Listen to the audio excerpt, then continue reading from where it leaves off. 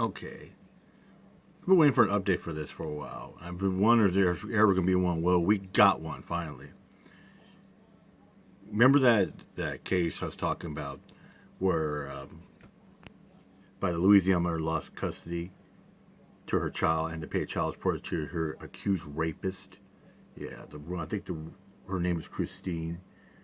Yeah, no, Krista. Yeah, Krista Albiston. Well, we got an update right here. It came as a surprise. The judge revoked custody order in rape paternity case. Yeah, we got a video. Let's get to it. Reporter who first broke this story and knows more about this case than pretty much anyone, the chief investigative reporter at WBRZ TV, Chris Nakamoto. Chris, we have talked a lot about the decision made by the judge in this case. What did you think? I mean, did this come as a surprise after you've been covering this for quite some time that these changes were suddenly made at the hearing today? It certainly did come as a surprise. We were expecting to have a contempt rule today because there were some allegations that John Barnes was not following through with the custody order where he has to provide a phone call or allow the daughter to make a phone call to Chris in the evenings. And so there was a contempt rule to basically have a hearing today. And then they didn't even rule on the contempt. Instead, he winds up revoking custody from John Barnes. It threw everybody for a loop. Nobody was expecting that to happen today. And Chris, also something interesting, there's another woman who has come forward, an ex of John Barnes, who released a video statement basically saying, I think that she was also the victim of domestic abuse. What does she add to this? What did she say? You know, that is quite an interesting position. We have not had, you're looking at her right there. She did release a video statement, kind of stayed somewhat neutral in that statement. But I think that this is just showing yet another pattern of somebody else who has had a custody dispute with the same individual. And so we're going to be seeing what happens on that custody hearing on July 15th. But for the judge to revoke custody from John Barnes today, and there's no real additional evidence that came out since Monday when our story came out, aside from all of this public outcry, it just shows that the ruling that was made a couple of months ago defied all logic, which is why it needed to be undone. Yeah, isn't it funny how that happens? That's why it shows you're good at your job, Chris, because you did these stories and then suddenly there's changes. So what do you expect at the next hearing, July 15th? How do you think, what sort of twists and turns do you think will take at that hearing? I think the biggest thing that we're waiting on, this is in the district attorney's office hands. So if something happens between now and that hearing, let's say a grand jury's convened or the district attorney decides to bill him and charge him for the crime that was committed, then that will add a whole new layer of complexity. Because when he goes to that hearing, if he's locked up in jail or facing felony charges, it's going to be really hard for him to try to fight for custody of his daughter while he's facing these serious felony charges. So we're going to have to see what happens in these next few weeks as to what the district attorney does. But if he's not charged, and that was part of the argument that his attorney made in court today, he hasn't been convicted, he hasn't been charged, and all of this as a result of the sheriff's office in that community dropping the ball, taking Krista's complaint for 7 years and literally doing nothing with it. It sat on a shelf for 7 years until we started asking questions about it. Certainly fascinating. Chris, good work. We appreciate you coming back on tonight. Thanks for having me. Thank you for watching. Story that we have covered extensively since last week. This morning we learned of at least a temporary victory for a Louisiana woman who lost custody of her child to her rapist.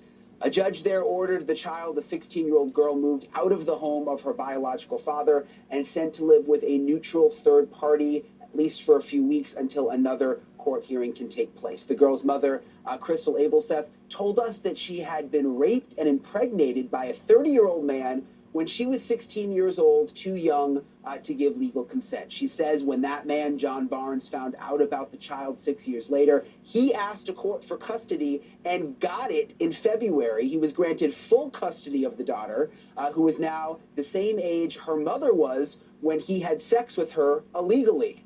Last week, Abelseth appeared on this show looking for help, and it was here that she met lawyer Jarrett Ambo, an expert in family law and forensic DNA who offered to represent her pro bono. She took him up on the offer, and they both join us now. We thank you both for being with us again. We've been following the story closely. Krista, the first thing I want to get to is this new development, and I want to get your reaction because this just happened. John Barnes has now spoken out, given his side of the story publicly for the first time. He says that there was no rape, and I want to show you the quote of what he said. He said, "She was in a bar with a fake ID, telling everyone she was a college student. I had no idea she was 16, and I didn't rape her." That is absolutely unequivocally. You know, and that's the same fucking bullshit that fucking dumbass Rex Allen Fredrickson said about Jamie Walsh. Said, "Oh, it wasn't rape. She was in my club, started with a bar with Holly bar with Skunk Bar."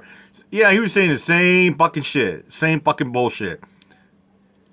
False. Krista, what do you make of that? And did he know your real age? I believe he did. At the very least, he knew I was in high school. I was with two other friends that were the same age as me, and they all knew us that were there. Did he ever ask your age? No one ever really asked me directly what my age was, but I believe that they knew.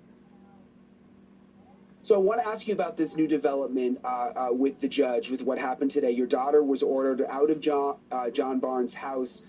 Did the judge explain why he made this decision? Do you think it was the media coverage? And do you know where your daughter is now? Well, I can only assume that it was the media coverage, because if not, we wouldn't have had this hearing in the first place. Yes, I do know where my daughter is now. I was able to speak with her, and I'm very excited about that. And I feel very confident in that. Thank you. So is she in a safe place now? Is she with another family member? I mean, I know you probably don't want to give too many specifics, but can you elaborate a little more? Yes, I can't give the detail of exactly where she is, but she is safe, and I do trust the people that she's with. And Jarrett, how do you think this plays out? I mean, obviously, this is a victory for you both today. She's no longer with this man, but what happens next? Well, Mr. Barnes couldn't be more wrong about the felony carnal knowledge of a juvenile. It's a math problem. And ignorance of her age is not a defense. It's in the code. It's clear as can be. And so, you know, what's next for us is that we're going to collect some discovery. We're going to build a case, and we're going to present that case in full force to the judge on July 15th, and we think it will get the right outcome.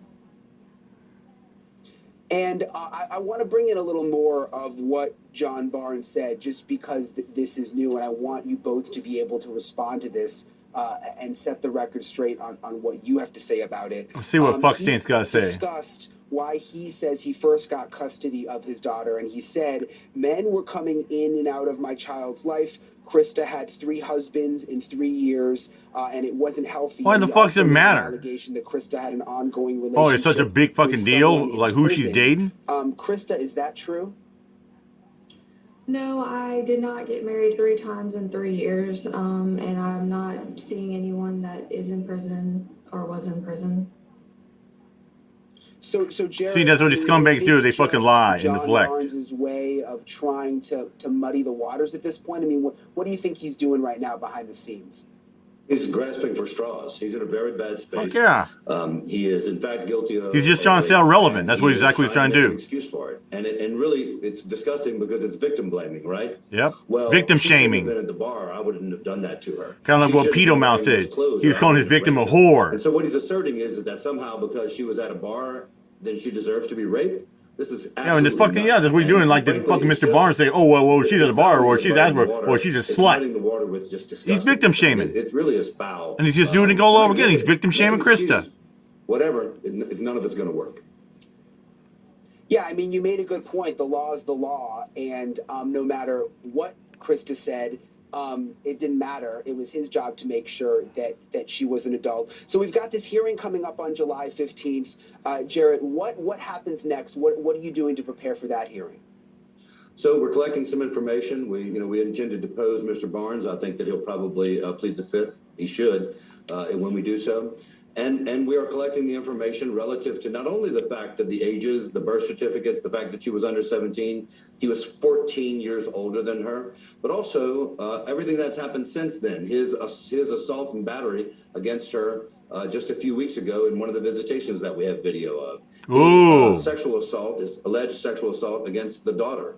And medical evidence. See, I knew that this motherfucker was going to do it. I knew he wasn't safe. I knew he's going to try to go back to his old fucking disgusting habits. Of what's happening so that once a creep, always a creep. Make the just and right decision here.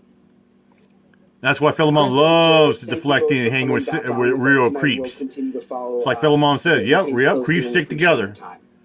Well, Philemon loves to hang with other creeps. Like I said, yep. Philemon says, yeah, creeps together. Yeah, he is right. He hangs with other creeps and sickos. Yeah, and I'm glad this woman got her daughter back. Anyway, yeah, anyways, I'm out of here. Mic drop. Peace out.